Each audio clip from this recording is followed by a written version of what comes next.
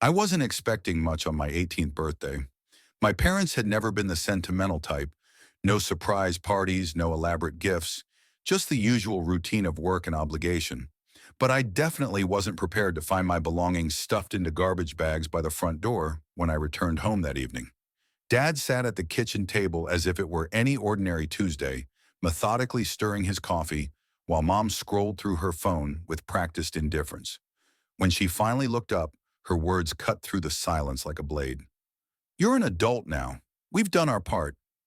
No explanation, no embrace, no acknowledgement of the years I'd sacrificed for their dream. Just like that, I was expendable. The real reason hung in the air, unspoken but understood. I was no longer useful to them. From the moment I turned 12, I'd been their unpaid employee, working nearly every day after school in their small cafe. While my classmates enjoyed sleepovers and soccer practice, I scrubbed floors, washed mountains of dishes, and served increasingly demanding customers who treated me like I was invisible. During high school, I discovered I had a knack for technology and marketing. I redesigned their outdated brand, built their Instagram presence from nothing, got them listed on every major delivery app, and created a loyalty program that actually worked. Their monthly revenue tripled within 6 months. They called it a miracle, bragging to their friends about their sudden success. I was that miracle, but apparently miracles have expiration dates. A few days after they cast me out, curiosity got the better of me. I checked the business registration online, and my stomach dropped. They had officially removed my name from all documentation weeks before my birthday. Every innovation, every late night spent coding their systems, every creative campaign I'd developed, they had systematically erased my contributions and claimed them as their own. I didn't scream. I didn't send angry texts. I went completely silent. But silence doesn't mean inaction. I still knew all their passwords, had contacts for every vendor, understood their delivery schedules better than they did. I started small, canceling orders here and there, rerouting food deliveries to wrong addresses, locking them out of the social media accounts I'd built. I deleted the carefully curated Google reviews I'd helped them accumulate over the years. I knew which employees were hanging on by threads, overworked and underpaid just like I had been. I told them my story. 3 quit that same week, leaving my parents scrambling to cover shifts they'd never had to work themselves. Then I did something that felt almost poetic. I reached out to a new cafe that had just opened across the street. I helped them implement the same viral marketing strategies I'd used for my parents, but better. Within weeks, they had lines out the door, while my parents' place sat increasingly empty. It didn't take long. 2 months later, my parents' cafe was bleeding money. Empty chairs, a closed until further notice sign taped to the window, and desperate phone calls that I never answered. The last I heard, they were trying to sell the property at a loss. Yesterday, I walked past their old location for the first time in months. The windows were dusty, the lights permanently off, and weeds were growing through cracks in the sidewalk. I found myself smiling, not from cruelty, but from a sense of completion. Most people probably think my childhood was typical, maybe even privileged, growing up in a family business. The reality was far different. I spent most of my formative years behind that counter, not on playgrounds or at birthday parties where I belonged. By 14, I was working 6 days a week, waking before sunrise to help with prep work, managing the register during lunch rushes, and cleaning until long after sunset. No allowance, no days off, no choice. They sold it to me as our family legacy, promising that someday it would all be mine. I believed them completely. I skipped school dances, never joined clubs, missed every field trip because someone had to unlock the shop at 5 in the morning. When my guidance counselor talked about college scholarships I'd qualified for, my parents dismissed them as waste of time. They needed me, they said, and I stayed loyal, quiet, and tragically obedient. They always framed it as being for the good of the family, but they never actually meant me when they said family. On the morning of my 18th birthday, I returned home from the early shift completely exhausted, perhaps naively expecting at least a card or some small acknowledgement. Instead, I found a note taped to my bedroom door that read, "You're an adult now. It's time you figured things out on your own. Don't come back." That was it. No conversation, No explanation, no goodbye. My key no longer worked in the lock. I spent my first night as an adult on a bench behind the bus station, my phone at 12% battery and $24 in my wallet. The next few days blurred together in a haze of rejection, hunger, and profound shame. I tried reaching out to old friends, but most had drifted away years ago. That cafe had consumed my entire social life. I ended up at a local shelter where I met Eli. He was older, kind, and surprisingly familiar. He asked me if my parents were the ones who had fired him for being too slow. I didn't remember him specifically, but he remembered me. "You were always polite," he said. "Didn't deserve what they did to you." He let me crash on his couch, and in return, I told him everything. Every ugly detail about the business, including passwords, supplier contacts, and all the marketing strategies I'd developed. Together, we started something that felt like justice. We reported health code violations to the department, moldy storage areas, improper food handling, expired ingredients they'd been serving. Eli knew exactly who to call. I hit review sites with carefully crafted accounts, posting detailed experiences from former employees that were entirely truthful. The stories caught on quickly. Within weeks, their once pristine 5-star reputation dropped to barely 3 stars. Customers stopped coming. Their longtime baker quit. The health inspector shut them down temporarily, then permanently after discovering the extent of the violations. They tried reaching out with apologies and excuses. "It was for your own good," they claimed. I didn't answer a single call. Months passed. I got a part-time job with a local catering company that Eli had connected me with. Turns out, I'm actually good at hospitality work when I'm not being exploited and manipulated. Now I walk by the old cafe every day on my way to work. The windows are boarded up, the paint is peeling, and the sign is completely gone. Sometimes I stop for a moment, but I don't feel hatred anymore. Just silence. They took my childhood, but they'll never take another piece of me. The technical side of their business was entirely my creation. I didn't just work for my parents' cafe, I built it from the ground up, not with traditional cooking skills, but with code and digital innovation. By 16, I had designed and implemented their entire point-of-sale system, redesigned their website from scratch, created a comprehensive digital menu, and launched an online ordering platform that integrated with their inventory management. I even coded a custom booking application that synced with automated email reminders and a sophisticated loyalty rewards program. Their income didn't just improve, it tripled within 6 months. My dad would brag to his friends about hiring a genius, conveniently omitting that this genius was working 60 hours a week for absolutely nothing. At 17, I enrolled in night classes to learn advanced back-end automation, spending my own money to master inventory management, supplier data integration, and waste reduction algorithms.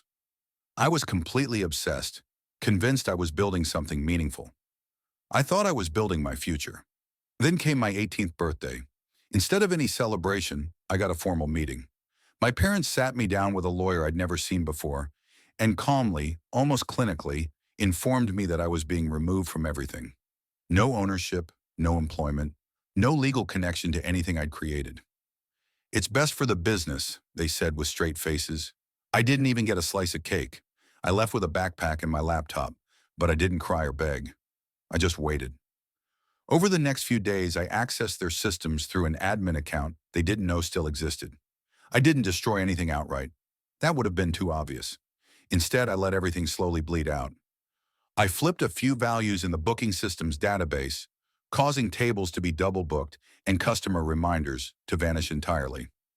I adjusted the refund logic so it would loop indefinitely until accounts were flagged by their payment processor. The cafe couldn't keep up with the resulting chaos. Within a week, their Yelp page was flooded with angry reviews from customers who'd been given wrong reservation times. TikTok picked up a video of my dad screaming at a customer over a booking that didn't exist in their system.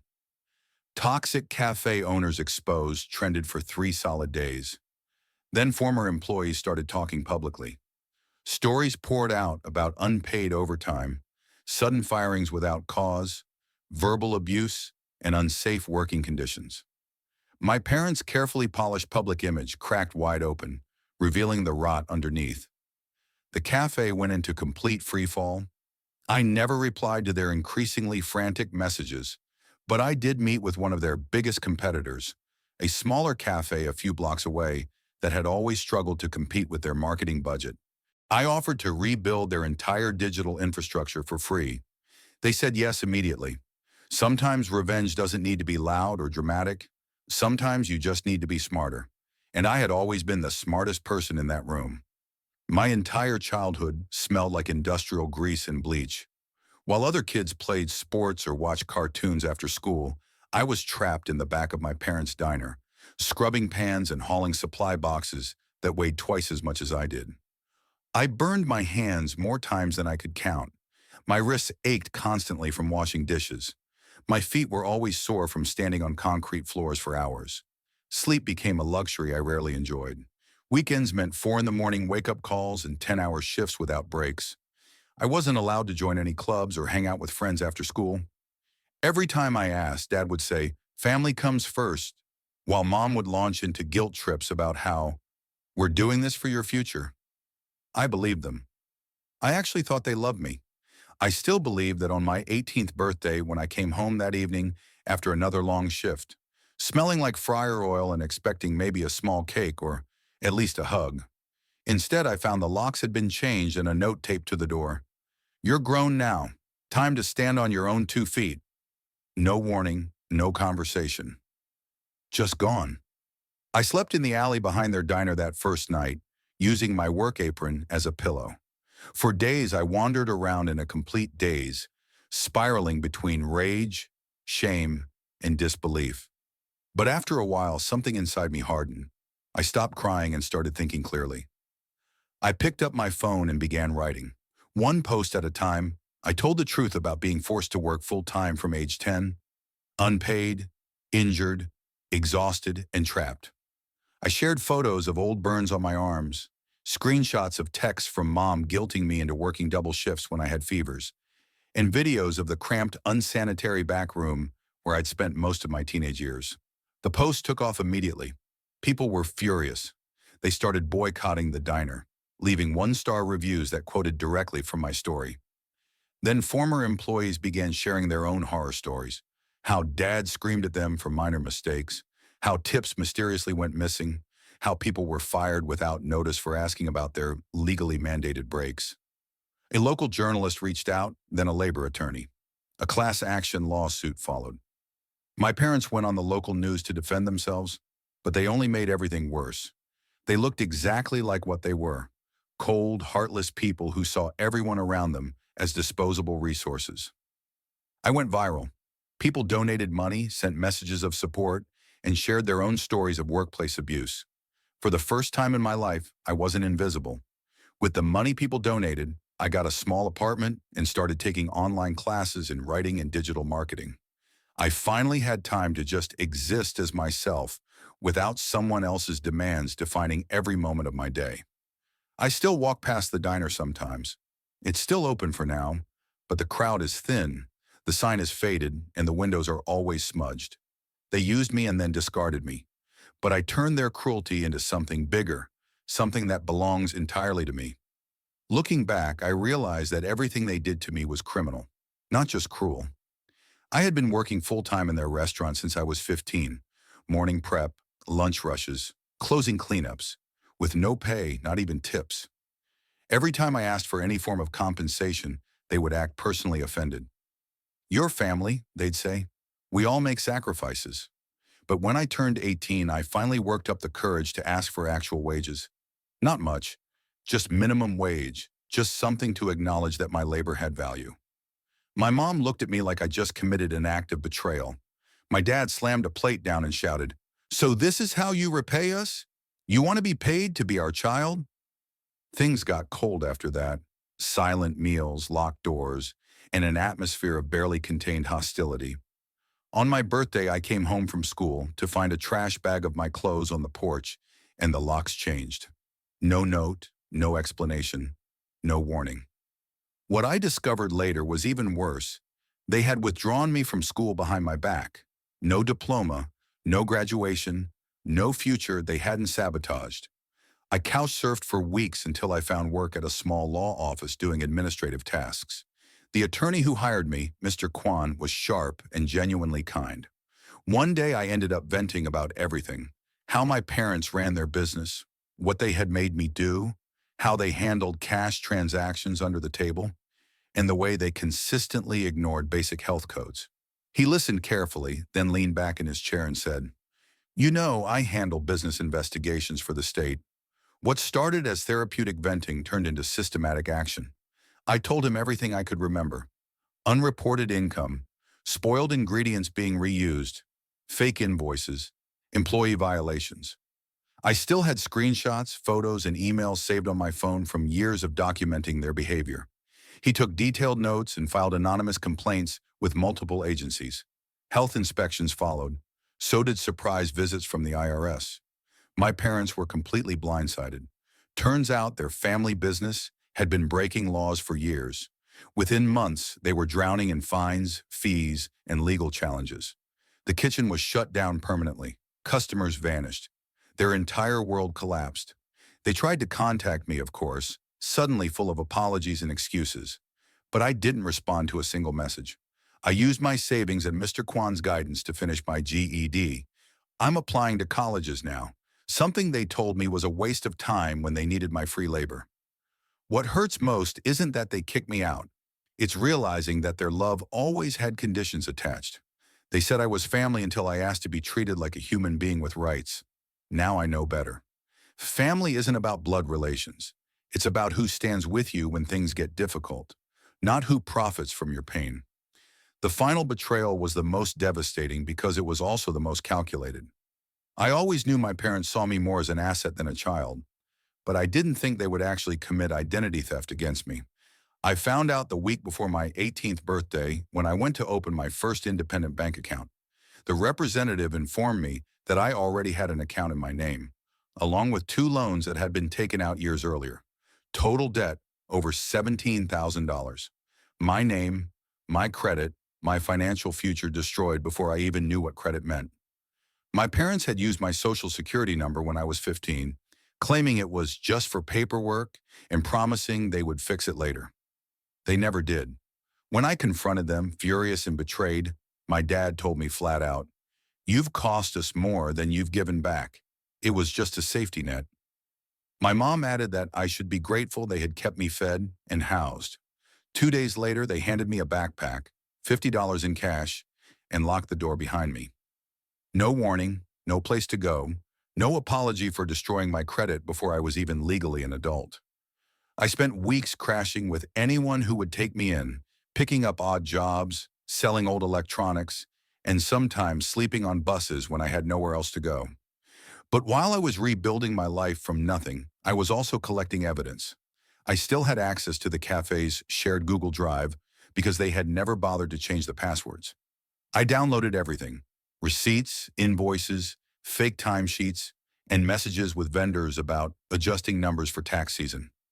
I screenshot conversations where they joked about underreporting tips and firing staff right before their benefits would kick in. Then I posted the entire story anonymously on Reddit in a thread called "True Off My Chest." I included carefully redacted screenshots and detailed documentation. It exploded overnight. Thousands of upvotes within hours, comments pouring in from people who had eaten there and now felt sick about supporting the business. Several former employees added their own horror stories in the comments. Then it hit local news. Reporters showed up. Protesters gathered outside the cafe. Health inspectors made unannounced visits, and the IRS launched a formal inquiry. My parents went on television claiming they were victims of online slander, but the documentation didn't lie. They looked guilty because they were guilty of everything I'd accused them of. 3 months later, the cafe was permanently shut down. A public auction notice listed all their equipment, down to the last chair and coffee cup. I saw the flyer online, their entire legacy being sold to the highest bidder. I watched the news coverage that night from my new apartment. It's small, but it's mine, and I earned it honestly. They said I was too expensive to keep. Now they can't afford anything at all. The money situation was the foundation of every other lie they told. For years, my parents insisted that money was impossibly tight. "We're barely scraping by." they would say every time I asked for new shoes, wanted to go on a school trip, or even hope for a birthday gift. I worked in their cafe every single day after school and all weekend long. No pay, no gratitude, just the same guilt trip repeated endlessly. We're a family. Families help each other. When I turned 18 and asked if they could start paying me even minimum wage, my mom sighed like I'd asked for a luxury car. My dad said, "We can't afford you anymore. If you want money, you'll have to move out." That same night, I packed what I could carry and left. But something felt fundamentally wrong about their claims of poverty. I had seen them make cash sales all day long, every day. The cafe was consistently busy, especially after I'd improved their marketing and online presence. So I did some investigating. I still had access to the email account linked to our old bookkeeping application. One forgotten password reset later, I found what I was looking for. A second bank account with tens of thousands of dollars they had never mentioned. They had been lying for years about their financial situation, while I went without basic necessities and worked without compensation. I was done playing by their rules. I took screenshots of everything. Hidden income, under-the-table vendor payments, unreported cash transactions. I sent copies anonymously to every supplier the cafe used, particularly the ones who were still waiting to be paid despite the business's apparent success. The vendors who had been stiffed were furious. Deliveries stopped immediately. Word spread quickly through the local food service community. I made a few strategic posts from anonymous accounts, sharing just enough information to stoke public curiosity and outrage. Boycott Cafe name started trending on local social media within days. Their reputation was completely destroyed. Customers vanished, and the cafe began losing money faster than they could count it. Then I did something that felt like poetic justice. There was an old bakery I had loved as a child, just around the corner from my parents' place. It had been forced to close months earlier. I pulled together what savings I had, teamed up with a few friends who believed in me, and reopened it. We called it Next Door Bread. People came initially out of curiosity, but they kept coming back for the quality food, fair prices, and genuine kindness. Everything my parents' business had never offered. My parents' cafe is still technically open, but barely. They sit by their window and watch customers walk directly past their door into my shop. They said they couldn't afford me. Now I'm the competition they can't afford to fight. The cruelest part was how they built up my expectations before crushing them completely. I had given my entire life to that cafe. I missed parties, vacations, and any semblance of normal teenage experiences so I could keep their business running smoothly. I designed their menus, managed their website, trained new employees, and developed every system that made them profitable. My parents always said, "One day this will all be yours." I believed them completely. On my 19th birthday, I was scrolling through Instagram, half expecting maybe a belated happy birthday post from my mom. Instead, I saw a boomerang video of my cousin grinning behind the cafe counter, wearing the apron I had worn for years. The caption read, "Big thanks to my aunt and uncle for trusting me with the family biz." I thought it had to be some kind of joke. I called their number, no answer. I went to the cafe. My key didn't work anymore. A few days later, I found the legal documents. My parents had officially transferred the entire business to my cousin 2 weeks before my birthday. They had rewritten their will, removing me completely. Everything I had helped build was gone, handed over to someone who had once mixed bleach with dish soap and nearly burned the place down in the process. I went completely no contact, moved to a different part of town, and blocked all of them on every platform. Then about a month later, someone I used to work with sent me a message. "Did you know your cousin is importing ingredients from overseas without proper inspection clearance?" I didn't know, but I knew how to find out. I still had access to old invoices and email threads that hadn't been purged from the system. The more I investigated, the worse it got. Fake health certifications, mislabeled goods, and suppliers with extensive violation histories. My cousin was cutting corners everywhere, and badly. I compiled everything and sent it anonymously to the local food safety board. They investigated immediately. One morning, the cafe was swarmed by health officials and local police. My cousin was arrested on the spot for fraud and falsifying business documents. The cafe's business license was permanently revoked within the week. Then came the desperate texts from my mom and dad. Voicemails that started with fake warmth and ended with barely concealed panic. Please, we need your help to fix this. You know the system's better than anyone. We're family. I waited a full day before replying. Then I sent them a simple message. I'm happy to help. Send me your resumes. I'm hiring part-time cashiers. They didn't respond after that. Now I run my own small business. Nothing fancy, but it's entirely mine. I built it without lies, without exploiting family members, and without cutting corners that could hurt people. They gave my life's work to someone who couldn't tell baking soda from detergent. Now they have nothing but regrets, and I have peace of mind. The psychological abuse was just as damaging as the financial exploitation, maybe more so. Every time I said I was exhausted, my parents would roll their eyes dismissively. Don't be dramatic, my mom snapped once while I stood in the kitchen on blistered feet after a 12-hour shift. You act like we're torturing you. My dad actually laughed when he found me cleaning grease off the ceiling at midnight. They made me feel like I was crazy for being tired, for wanting weekends, for needing any kind of life outside their business. I wasn't allowed to attend sleepovers or join any school activities. They called it family commitment. I called it prison. One night after my dad had screamed at me for forgetting to reorder napkins, I started recording our interactions on my phone, just to remind myself that I wasn't imagining or exaggerating their behavior.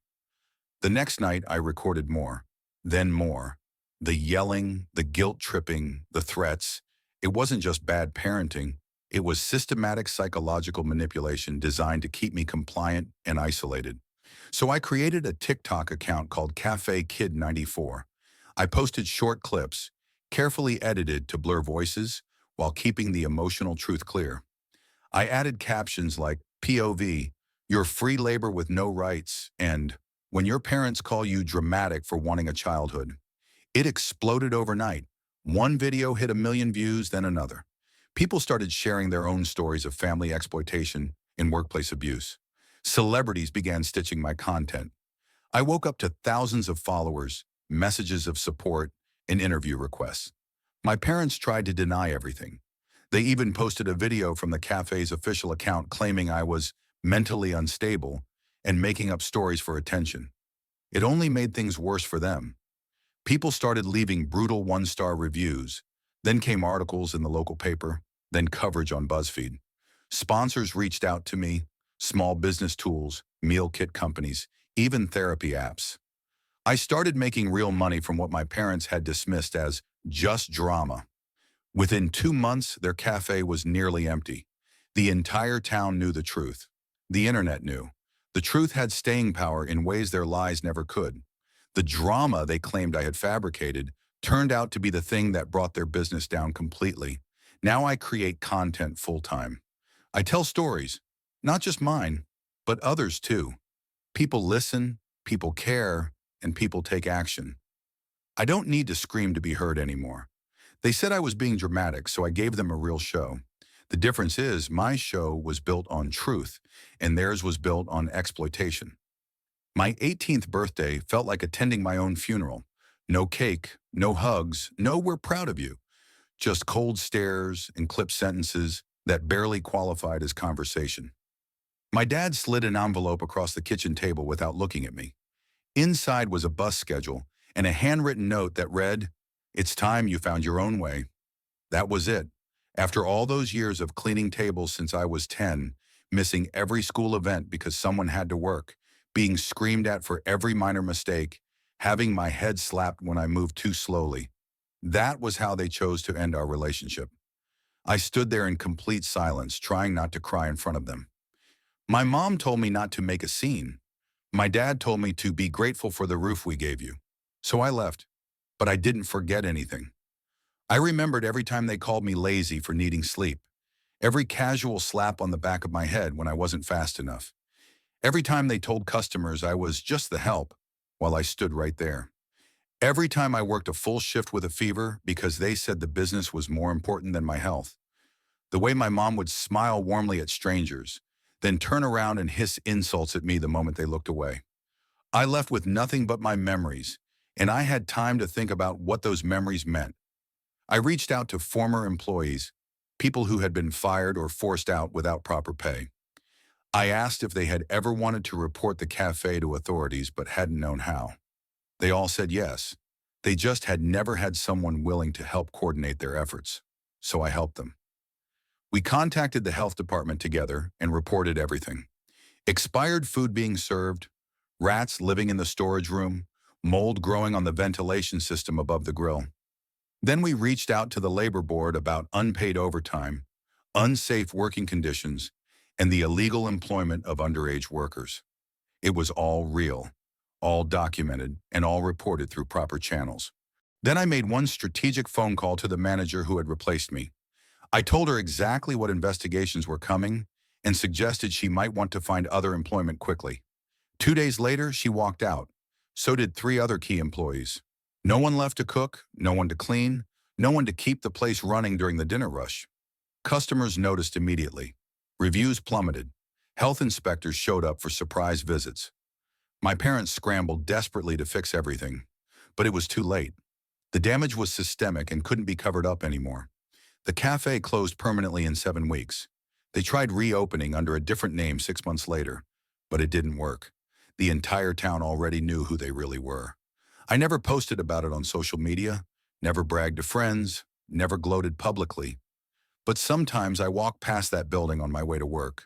The windows are dusty, the lights are permanently off, and weeds grow through cracks in the sidewalk. I don't feel happy when I see it. I don't feel proud or vindicated. I just feel peace. They wanted me gone, so I left, and I made sure they lost everything they had used me to build. The truth has a way of catching up with people, especially when they have hurt as many others as they hurt me. Sometimes justice doesn't require revenge, just honesty, persistence, and the courage to speak up when it matters most.